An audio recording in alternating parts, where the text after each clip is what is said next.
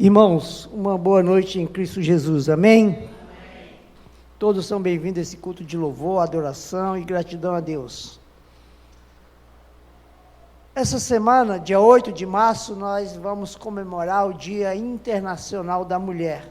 É uma data significativa, que teve início por iniciativa das mulheres, numa reunião internacional, numa conferência em 1910, para homenagear as mulheres de todo o mundo. Mulheres essas que trabalhavam, reivindicavam melhores salários, melhores condições de trabalho, e por causa dessa reivindicação, de acordo com alguns relatos, foram trancadas numa fábrica, e o trancar dessa fábrica teve uma agitação, uma movimentação, teve incêndio e teve morte. E alguns relatos contam essa história. E a partir desse episódio foi então criado o Dia Internacional da Mulher. E nós sabemos que a mulher tem a tríplice função, que é muito delicada e muito difícil. Primeiro, ser mãe, ser esposa e provedora. Já tem mulher que faz essa tríplice função complexa que tem que trabalhar, ir para o mercado de trabalho, ajudar no sustento da casa, criar os filhos e dar também atenção para o esposo. É uma sobrecarga, mas graças a Deus as mulheres têm as suas habilidades e merecem nosso respeito, a nossa admiração. E na sociedade, no mercado de trabalho, nós já temos mulheres envolvidas na política, na sociedade, até a história do Brasil, em que uma mulher foi eleita presidente e outra se destacando em atividades necessárias. No ministério de Jesus também teve a participação da mulher no contexto religioso. Se hoje nós temos a participação da mulher na sociedade com muita ênfase, quebrando barreiras, ultrapassando limites, nós louvamos, porque no Antigo Testamento nós já tínhamos mulheres como juízas, como julgadoras, mulheres que se empenhavam em prol de uma causa. Baseado nisso, eu escolhi um texto muito bonito, que fala de uma mulher que soube lutar fervorosamente para manter uma estrutura familiar solidificada e honrar compromissos. Jessé, você já foi escolhido para ler 2 Reis, capítulo 4, é o texto da nossa reflexão. 2 Reis, capítulo 4, do versículo 1 ao versículo 7. Mas eu queria que você abrisse a sua Bíblia e deixasse a sua Bíblia aberta, em 2 Reis, capítulo 4, do versículo 1 ao versículo 7, e nós vamos acompanhar a leitura que será feita pelo nosso irmão Jessé, e esse texto é o texto da nossa reflexão. E é bom quando a gente faz uma reflexão na palavra de Deus, acompanhar cada versículo, porque a Bíblia é interpretada pela própria Bíblia, isso é uma coisa magnífica, maravilhosa. Então, 2 Reis, capítulo 4, do versículo 1 ao versículo 7. Você pode acompanhar também a leitura da narrativa bíblica no seu celular, se assim precisar. Eu agora estou adotando a prática antiga, né? Eu passei muito tempo usando o celular, a gente criou o hábito de fazer tudo pelo celular, a leitura da Bíblia no celular, tudo. Não, voltar à Bíblia. Então, aprender a manusear a Bíblia, e daqui a pouco a gente esquece até os livros da Bíblia, então ficar usando o celular, aquela ordem, aquela sequência, né? Então, 2 Reis, capítulo 4, do versículo 1 ao versículo 7. Jessé, por gentileza. Obrigado, Jessé. Podem sentar. Vamos orar, irmãos. Ó Deus Todo-Poderoso, a Tua palavra é lida e o nosso coração aguarda conforto vindo do céu. A nossa alma espera ser alimentada pela Tua palavra na noite desse dia. Que os Teus ensinamentos, ó Deus, encontrem lugar no nosso coração. Guarda a Tua igreja, ó Deus, e que nenhum filho, nenhuma filha Tua saia daqui se não for alimentado com a Tua palavra, se não for um refrigério vindo do teu trono de graça para os corações feridos e machucados. Derrama sobre nós, ó Deus, porção dobrada do teu Santo Espírito, em Cristo Jesus. Amém. Irmãos, não tem dor maior do que o luto. Não tem dor maior do que o luto, grave isso. E não tem dor pior do que aquela que é provocada por causa de um luto. E são experiências assim profundas, pesadas, difíceis, que eu e você vamos ter que passar. E que já passamos, e que vamos ter que passar outras vezes. Mas a narrativa bíblica nos chama a atenção de uma situação dramática, porque é uma mãe que tem filhos e que quer viver dignamente, e que esse viver digno, no momento, foi ameaçado por uma estrutura de um luto marcante na vida dela. Ela perdeu o seu marido, e de acordo com a tradição daquela época, se você tivesse dívida, e essa dívida não fosse honrada, você tinha que entregar seus filhos como pagamento dessa dívida. E a história dessa mulher nos chama a atenção, porque é um quadro delicado, que precisava de iniciativas, precisava de tomar decisões, ou então tinha que entregar os filhos para serem escravos. Nenhuma mãe quer fazer isso. Nenhum sentimento afetivo quer entregar um filho ou uma pessoa para ser escrava, para ser explorada, principalmente para cumprir uma coisa séria e difícil, que é a questão financeira que toma conta dos nossos dias, todos os dias da nossa existência. E a realidade nos apresenta, irmãos, um foco que merece ser olhado, porque a história da viúva é uma história de dor. A história dessa mulher é uma história de agonia. Já perdi o meu marido, estou de luto.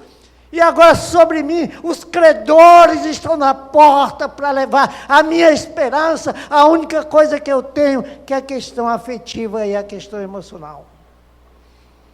Mas essa história, irmão, ela é marcada justamente por uma grande ameaça.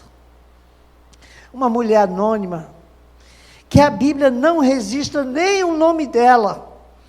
Uma mulher talvez marcada pela sua falta de identidade, apenas o gênero, uma mulher. Não diz a idade, não diz a classe social, não diz o grau cultural. É essa realidade social que essa mulher está presente. E em meio a esse vai e vem, o versículo 7 diz que é chegado o credor. Agora é hora de pagar a dívida. É isso que está escrito lá no versículo 7. Paga a tua dívida. Mas eu não tenho dinheiro. Entrega os filhos. Cumpre o que manda a tradição da época. Faz valer o direito existente daquela época. Imagine o coração de uma mãe numa hora dessa. Questão financeira já é uma questão séria, já é uma questão difícil. Imagine envolver um quadro desse. E em meio a esse desafio, essa triste realidade, que na verdade, se você pegar isso, levar para o mundo jurídico dos nossos dias, tem 3 institutos fortes no mundo jurídico, que você quebra o relacionamento com seus filhos. É a suspensão. Você é suspenso por um período ou por agressão, eu digo isso até como psicólogo no Conselho Tutelar de Caxias, o 2º, e agora estou trabalhando também no 6º. Você pode suspender os direitos de um pai sobre uma criança, se houver algum impedimento ou algo que comprometa. Você também perde esse direito por extinção, quando a pessoa morre, e você perde também esse pátrio poder, e aqui nesse caso aqui, é por causa do credor. Irmãos, se a lei em vigor daquela época tinha essa ameaça social, essa exigência legal contra uma mulher que já está marcada pela morte, comprometida com a dívida, com uma pobreza extrema, ainda perdeu o poder familiar, que no passado era chamado de pátrio poder, que era o controle sobre os seus filhos. E ali, estava ali dando início a um processo muito delicado. E esse processo deixa para nós uma grande reflexão. Que momento dramático e embaraçoso era para aquela mulher honrar com aquele compromisso. Dívidas, filhos, luto, consequências desse luto e a entrega dos filhos. Mas a gente precisa aprender com o sofrimento. Deus faz isso. Deus permite isso. Ele manda anjos para nos socorrer. Ele envia pessoas para nos tirar do pesadelo, para nos arrancar do sofrimento, das lágrimas, da dor e do luto.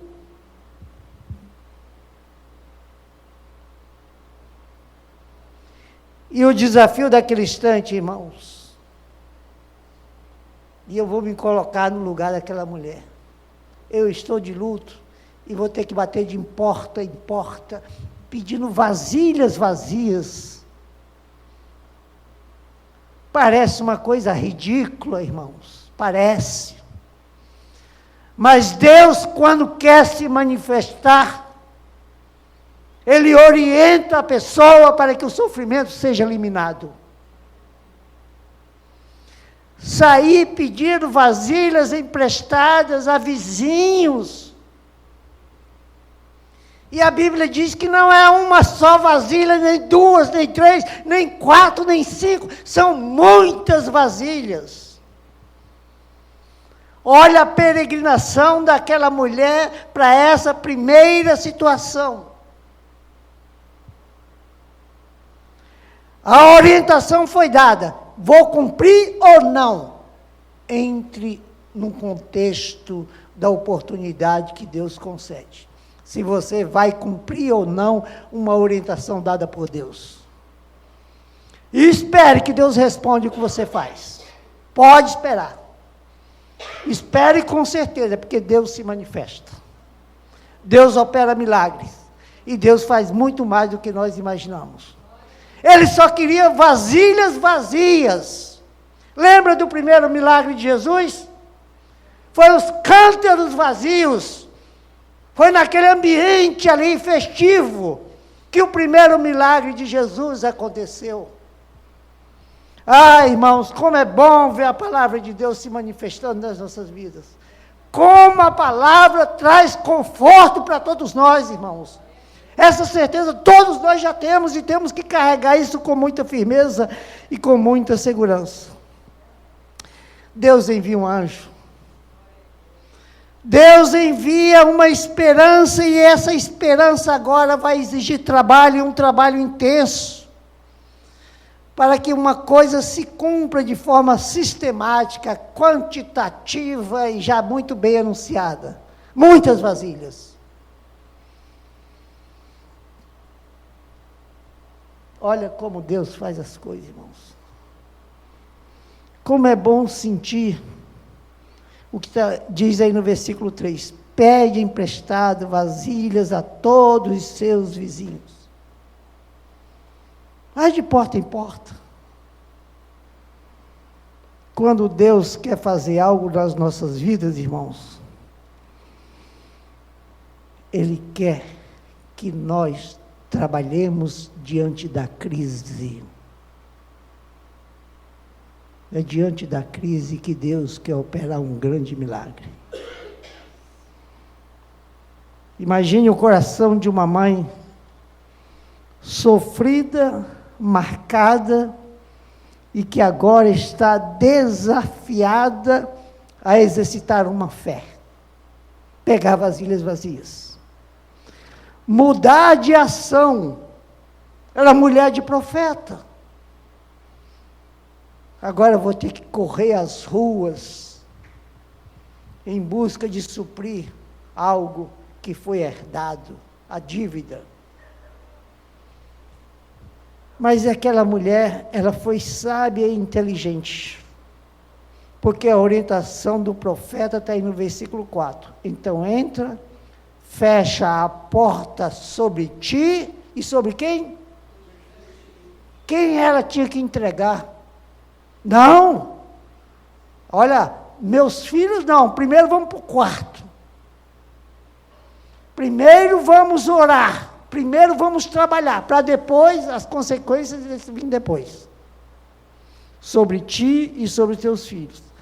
Deita o azeite sobre todas aquelas vasilhas. Está aí no versículo 4. Nas talhas vazias do primeiro milagre de Jesus, os discípulos se converteram, mudaram de entendimento. Nessas vasilhas vazias, algo vai acontecendo, porque uma luta começa a ser travada com sacrifício e com trabalho, mas em família.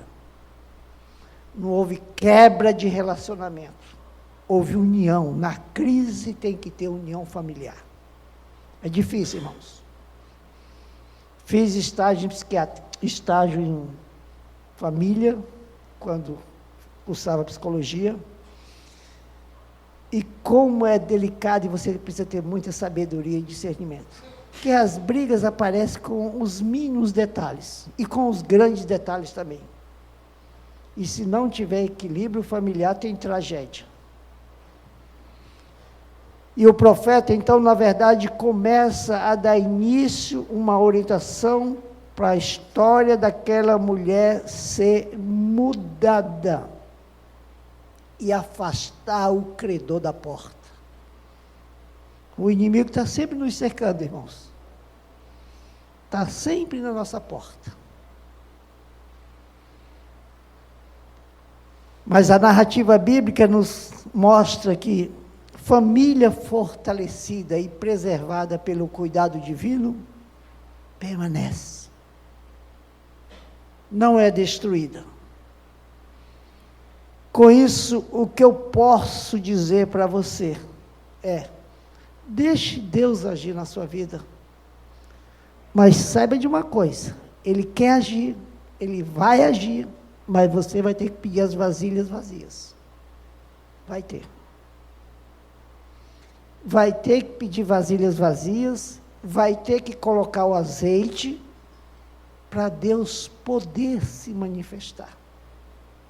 A narrativa bíblica, ela começa dessa forma tão maravilhosa. Não despreze o trabalho, de um trabalho que é para um bem-estar seu. Lembre-se, o entusiasmo pelo trabalho tem que permanecer em qualquer circunstância, em qualquer divergência. E esse trabalho aqui deixa para nós essa grande lição. Lute pela preservação da família, eliminando as ameaças. A ameaça que era o credor, era o cumprimento de uma dívida. E fique atento para que as ameaças não quebrem e nem destrua o convívio familiar. Que Deus assim os abençoe. Amém, irmãos? Vamos ficar em pé e orar? Vou pedir 2 orações espontâneas. Quem tem o desejo de orar, ore pelas nossas vidas, pela nossa igreja, pelas nossas famílias, pessoas que estão desempregadas, precisando de porta de emprego, pessoas doentes, pessoas enfermas, tudo aquilo que nos acompanha em todo o tempo. 2 orações espontâneas. Quem tem o desejo de orar, pode orar.